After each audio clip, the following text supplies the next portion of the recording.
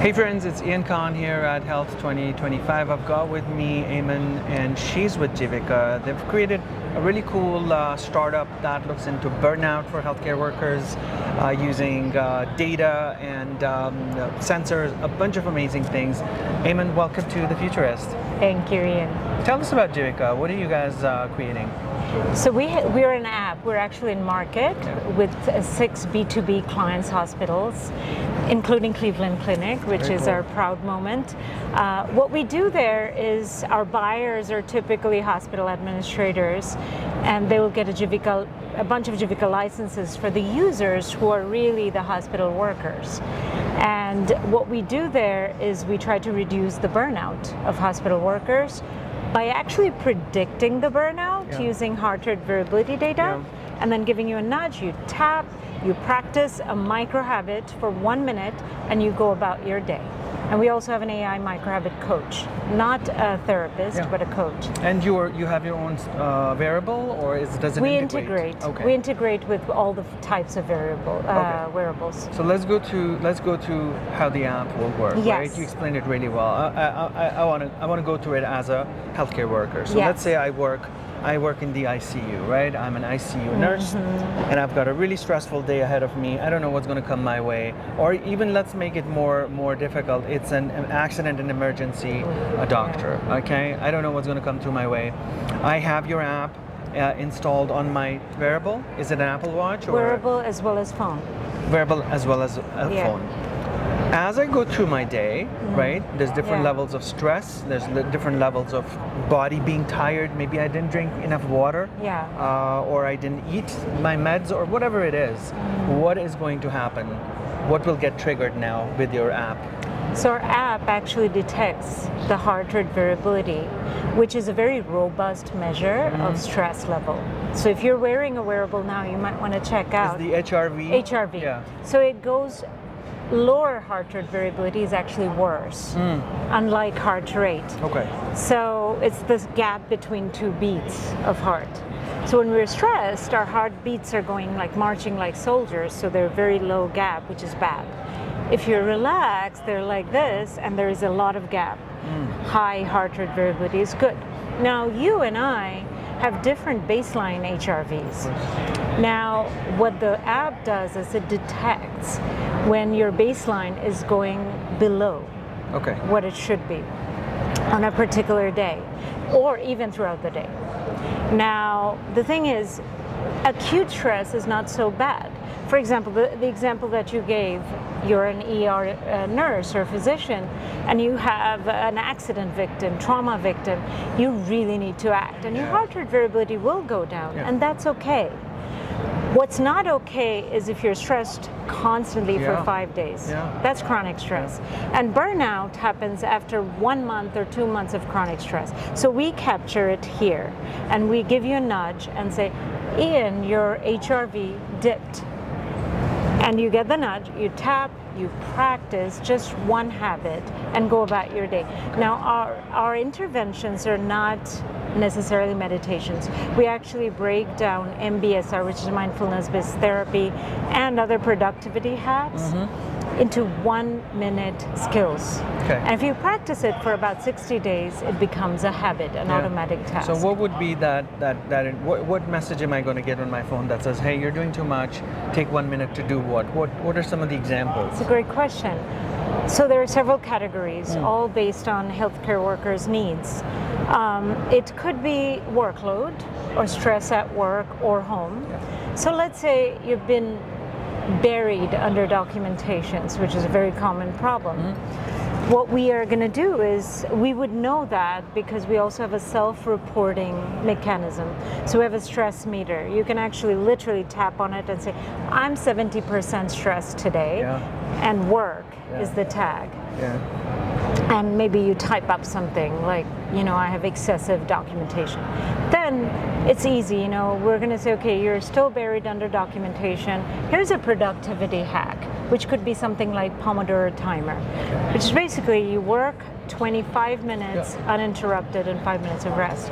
Or it could be something like I really had a bad day because too many patients and sick patients. Yeah. In that case, it's about reducing your stress. So it could be triangle breathing. There are various other examples. It could be another one is internal locus of control. So a lot of times we see hospital workers feel like they don't have control over a situation. Yeah. Could be salary being reduced or whatever it is. We give an exercise where we kind of help you bring back your locus of control. Okay, and being within different industries, and I talk to so many different people. Recently, we've had a few different cases in the news when it was like, hey, this person was working at their company, and they were very young, I don't know, 20, 30, 40-year-old, and they had a heart attack and they passed away, right? And this has happened in the tech industry. This has happened in the consulting industry. So there's a few that stood out, non-healthcare. So the application of this is not just healthcare. No. It's literally everybody who's now stressed out because of their work, right? Exactly. So you should be expanding. And we are, in fact. Okay. Funny you should mention that. Our focus is very much healthcare because we want to solve a problem, and that's the big problem. But and it's very easy sales cycle, lawyers. So one of our B2B clients is actually a law firm, human rights law firm. The sales cycle was literally 2 weeks, whereas in healthcare, we have a relatively short sales cycle, but it's still 3 months. One of the categories that I think would benefit from is entrepreneurs, is startup founders. Startup founders are the crop of the cream for you, because given the lives they live, you being one yourself, me being one myself, I think they would really, really love this. I wanted to ask you something about, we talked about how the app works. Integrating other things, for example, now my watch does ECG as an example, right? So you're also tapping into those data points? Yes, right? We will. Right now it's heart rate variability, and the next step is to get organizational productivity data before it's too late. So attrition is something that happens when people leave and they're already have reached the breaking point. But we're getting productivity data like how many charts you have completed per day. And we're integrating with that. So we kind of predict from 2 angles, and we want to test both biometric and organizational metrics of presenteeism, basically. You're there, but you're not doing your job. Is blood pressure measurement coming to any variable soon? Because that's such an important metric, I think so too. And blood sugar. Yes. They are on the horizon. You need more sensors for that, and it is there, but you would need an additional sensor to plug into your body. No, I'm looking for the next generation of these watches. I think blood pressure should be very organic to get. The other thing that we want to integrate as a biometric is the cortisol level in your sweat. There is that? Yeah, you can do that literally on your watch now. So that's an accessible thing. We don't need to reinvent the wheel. So we don't want to become a hardware company. We would partner with, like we just talked to our Ring, by the way. So these could be our potential partners, and we're the piece of puzzle that they're missing, the intervention. But we do see that the sweat cortisol is a big target for us. I'm speaking a lot with folks here who are doing voice. They just do voice, and then you can tell exactly what is wrong. That's another input.